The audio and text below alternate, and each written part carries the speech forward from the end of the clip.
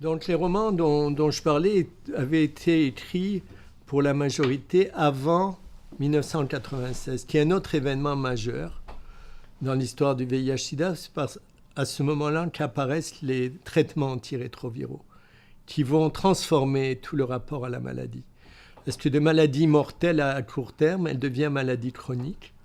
Et ce faisant, elle rentre dans les canons classiques de la maladie, donc de maladie chronicisée, qui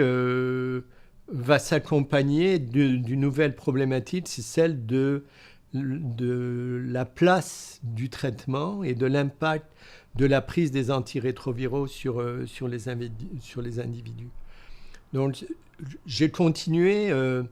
à travailler sur la question du romanesque en allant prendre un corpus plus récent de romans qui s'était extrêmement diversifié. Il y a une littérature, le nombre de romans qui ont été écrits avec le thème du VIH-Sida est vraiment incroyable. Et donc, c'est un pan de littérature très vaste, à la fois occidentale, mais aussi dans les pays africains et autres,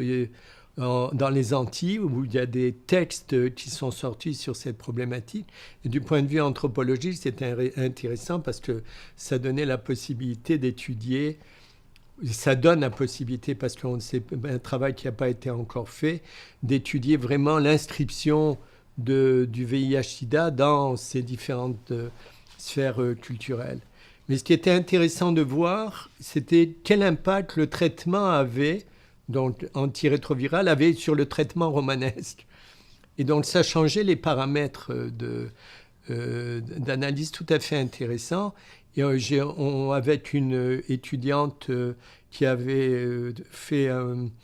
une scolarité de doctorat en littérature, on a repris un nouveau corpus et on a analysé les transformations qui pouvaient apparaître. Et ces transformations, comme je l'ai dit, étaient le fait que les ruptures biographiques étaient moins fortes. Certes, il y avait le choc du diagnostic, mais il y avait tout de suite après l'insertion du traitement. Et le traitement qui avait des effets secondaires quand même importants et des effets indésirables sur lesquels je vais revenir, mais où on voyait aussi une transformation du rapport entre médecins et patients, qui n'était plus marqué par cette violence iatrogénique dont j'ai parlé tout à l'heure, qui était où on revenait à un mode classique de relation, ou au contraire à un mode renouvelé dans lequel le médecin expert laissait la place à une forme de dialogue avec son patient en tenant compte de ses propres modulations, de ses propres expériences, de ses propres adaptations. Et le rapport à la mort était aussi modifié. Il n'était plus brutal, plus déterminant qu'il ne l'était dans la phase antérieure, puisque cette chronicité s'accompagnait du fait que les individus qui étaient infectés pouvaient espérer une espérance de vie aussi longue que ceux qui ne pouvaient pas être atteints. Pourquoi ? Parce qu'ils étaient sous une surveillance médicale beaucoup plus raffinée, beaucoup plus forte, et à ce moment-là pouvaient s'attendre à avoir des traitements plus sophistiqués et plus immédiats. Donc, d'une certaine façon, la chronicisation, pour certaines personnes, a contribué à rendre l'espérance de vie normale. Mais en même temps, le médicament a introduit des nouvelles dynamiques. La première nouvelle dynamique qui apparaît dans les romans, mais qui apparaît aussi dans les récits des personnes malades qu'on a pu voir, c'est le fait que les individus savaient qu'ils allaient être sous traitement pour le reste de leur vie. Donc à l'époque, je parle peut-être des choses qui sont modifiées, sous traitement, qu'ils avaient des effets secondaires majeurs au début, dans les premiers temps de l'apparition de ces antirétroviraux, avec des phénomènes de lipodystrophie, par exemple, de modification du corps des zones physiques qui s'émaciaient, au contraire grossissaient. Donc une transformation morphologique importante et en termes de compréhension de la dimension sensible et corporelle du corps, par exemple, tel que David Le Breton pouvait le faire. C'était un matériau très intéressant. Mais aussi le fait que l'enjeu du médicament était problématique parce qu'il pouvait révéler la maladie. Donc tout l'ensemble de la question du dévoilement ne se posait plus seulement en termes de séropositivité ou non, mais se posait en termes de comment je fais pour prendre ces médicaments pour pas que ça révèle ma maladie. Et je sais aussi que ces médicaments me rappellent quotidiennement ma maladie. Je ne peux pas y échapper. Donc il y avait une dimension de traitement présent, mais aussi des enjeux presque obsessifs de je suis malade et on me le rappelle et je le suis rappelé à chaque moment de mon existence, ce qui posait des problèmes importants. Alors ce qu'on a fait pour comprendre ces enjeux, c'est qu'on a travaillé avec 3 populations. La première population qui était avec Johan Otis, avec Mylène Fernet, avec des chercheurs de Laval, Germain Trottier, avec des médecins. Nous avons travaillé sur les femmes immigrantes et femmes québécoises en essayant de voir comment le traitement affectait leur sphère de vie, leur sphère personnelle, leur sphère relationnelle, leur sphère institutionnelle, le rapport avec les médecins et leur sphère de maternité, de projets d'enfants, etc. Et donc on avait des femmes d'origine africaine, d'origine haïtienne et d'origine québécoise de souche. Donc on a comparé les itinéraires par rapport à la prise de médicaments, aux enjeux des relations, des impacts des traitements antirétroviraux par rapport à leur corps, leurs relations, leurs projets maternels, montrant comment, même si elles étaient malades, le projet de maternité était une forme d'autotranscendance, une façon de dépasser la maladie et donner un sens à leur vie. Donc il y avait une phase significative qui était accrochée à ce projet de maternité et comment ce projet de maternité, souvent, est réalisé à l'encontre de la volonté des médecins. Et donc, comment cette dynamique de la réalisation de soi malgré la maladie, donc la résilience qu'elle pouvait avoir, s'exprimer dans ce rapport-là. Donc, c'était la première montrant qu'il y avait, et c'est une étudiante vient de faire son doctorat à partir de ces entrevues, montrant comment est-ce que les idéologies de la maternité différenciées qu'elle pouvait avoir, orientaient la prise de risque, les projets de maternité, la signification des enfants à l'intérieur de cette problématique et la signification qu'elles accordaient au traitement. De même que toutes les formes d'autotranscendance qu'elles pouvaient utiliser par rapport à la religion, par rapport à l'application qu'elles mettaient dans leur vie personnelle et dans leur vie relationnelle. Donc toute l'analyse de la rupture biographique et des formes de réorganisation de la vie que ça pouvait entraîner était extrêmement mise en relief. Et ces formes se retrouvaient dans une autre population qu'on a étudiée, celle des gays, dans laquelle on a fait le même travail, d'essayer de comprendre quelle est la place du traitement et comment ces traitements étaient représentés et quels étaient l'impact sur leur itinéraire personnel, pour montrer aussi les formes d'autotranscendance qu'on retrouvait. Dire comment les individus, malgré le choc du diagnostic et malgré la présence d'une maladie aux effets quand même considérables, réorganiser leur vie en termes de temporalité, en termes de qualité de vie, en termes d'altruisme,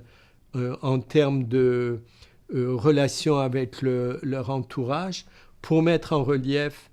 des formes de spiritualité, si on peut utiliser ce terme, qui leur permettaient de passer à travers l'épreuve de la maladie et continuer à maintenir une vie, des fois, souvent même rapportée comme significative et extrêmement enrichissante. Donc ça montrait que la maladie ne pouvait pas être juste considérée comme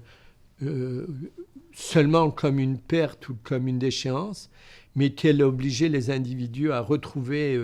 des formes de vie, des formes de sens à la vie qui leur permettaient de passer à travers les épreuves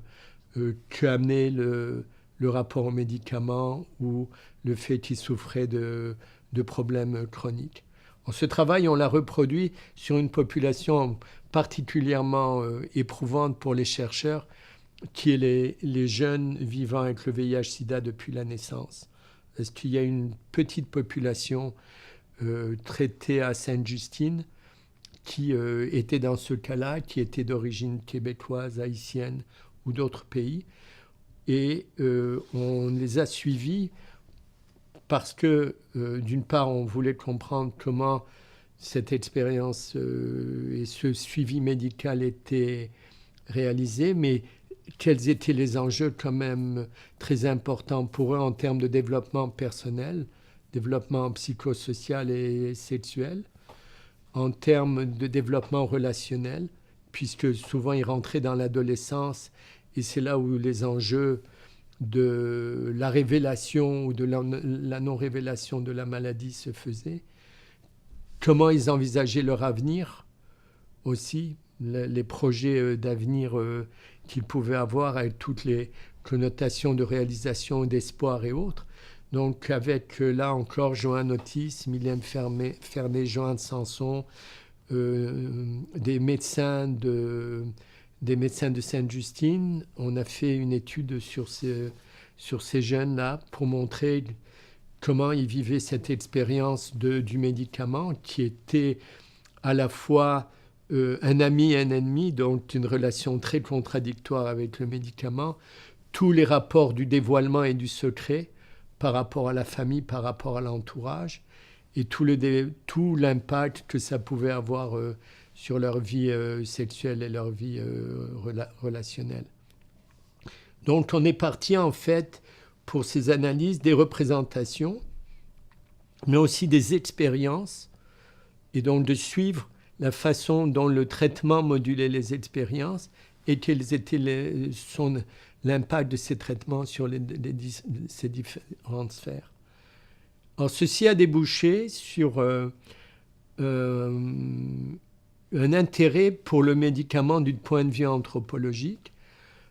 qui s'est concrétisé en particulier par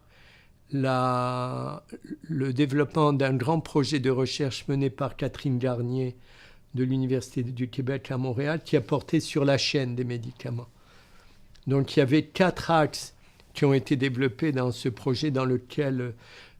avec d'autres anthropologues, je me suis inséré. Le premier, ce qu'on a appelé la circulation des savoirs. Le deuxième, qui était les interactions entre les patients, entre les agents dans cette chaîne des médicaments. Troisième, les enjeux juridiques. Et le quatrième, les utilisations socio-culturelles et expérientielles de ces médicaments. Donc un projet qui voulait comprendre pas seulement le médicament comme objet technologique, mais comment ce médicament se transformait dans cette chaîne de médicaments qui allait de de la conception du médicament jusqu'à l'utilisation concrète par les individus et voir comment est-ce que son statut, son positionnement social, les représentations qui lui étaient accrochées variaient dans ce continuum de recherche. Alors on a édité un livre qui s'appelle La chaîne des médicaments, vision pluridisciplinaire, dans lequel, avec Julie Laplante et Marie-Ève Blanc, qui est une socio-anthropologue qui a travaillé sur le médicament au Vietnam, on a rédigé un article qui essaye de comprendre non plus le médicament seulement dans son usage, mais dans cet itinéraire très complexe, et en tenant compte en particulier de modélisation qu'on a fait de la chaîne des médicaments, où on a dégagé 4 types de chaînes de médicaments qui, du point de vue anthropologique, sont intéressants. La première chaîne, c'est la chaîne qu'on appelait capitaliste régulée, c'est-à-dire la chaîne qu'on connaît où la production des médicaments passe par un système industriel à visée commerciale, qui s'accompagne seulement aussi d'une supervision régulatoire du médicament à travers la question des essais cliniques, à travers la question des mises en marché, à travers la prescription par les médecins et à travers le suivi médical de son utilisation. Donc, certes, c'est un modèle qui ne correspond pas totalement à la réalité, mais la dominante, c'est le médicament doit être pris sous contrôle et ce n'est pas n'importe quelle substance qui peut être utilisée. La deuxième chaîne qu'on a dégagée, c'est celle que Marie-Ève Blanc a mise en relief, c'est la chaîne étatique des médicaments. Celle qu'on retrouve par exemple dans certains pays comme le Vietnam, où c'est l'État qui contrôle la production jusqu'à le développement jusqu'à la mise en marché des médicaments en fonction de certaines catégories de substances, en tenant compte par exemple aussi du rôle du Parti communiste vietnamien, des échelles locales et régionales et nationales par rapport aux médicaments, et à la place de l'automédication et des thérapies alternatives ou complémentaires existantes dans cette chaîne-là, qu'on retrouve aussi dans la chaîne régulée, mais qui qui continuent jusqu'à un certain point à être régies, à être régulées. La troisième chaîne, c'est celle que Julie Laplante a mis en relief, c'est la chaîne humanitaire des médicaments, celle qu'elle a étudiée au Brésil, dans lequel elle a travaillé à partir des organismes comme Médecins sans frontières, etc., et a montré comment s'articulait le médicament comme produit universel auquel tout le monde devait accéder, mais aussi avec les enjeux politiques locaux et leur réinscription, leur détermination locale, c'est-à-dire dans le lien avec les médecines traditionnelles, mais aussi avec toute la perspective du développement d'industries pharmaceutiques locales basées sur l'utilisation des plantes, sur les pharmacopées, sur la biodiversité présente, qui devait être en quelque sorte protégée de la prédation des industries internationales. Et la quatrième chaîne qu'on a pu mettre en relief, c'est la chaîne dérégulée des médicaments, qui passe par la contrefaçon des médicaments, donc le fait de créer des faux médicaments, l'utilisation hors prescription, et mais aussi en particulier toute l'utilisation d'Internet comme réseau d'accès à des médicaments hors des voies de prescription, en montrant comment les pharmacies en ligne et autres détournaient, même si faisaient partie théoriquement des chaînes régulées, détournaient la régulation, trouvaient des médecins qui étaient prêts à donner des prescriptions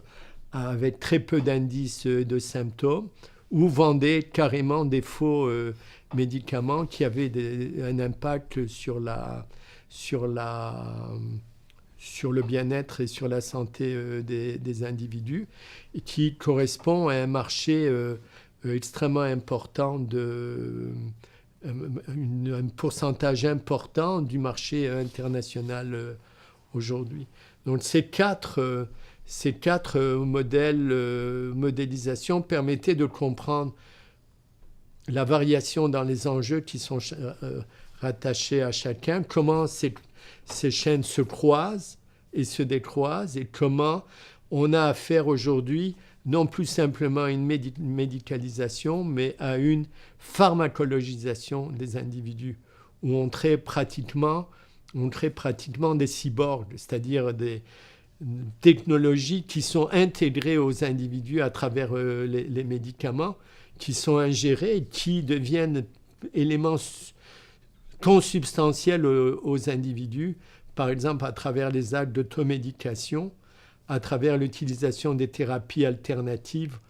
ou des thérapies complémentaires qui élargissent le champ, le réservoir des possibilités ouvertes à l'individu moderne, qui peut décider de choisir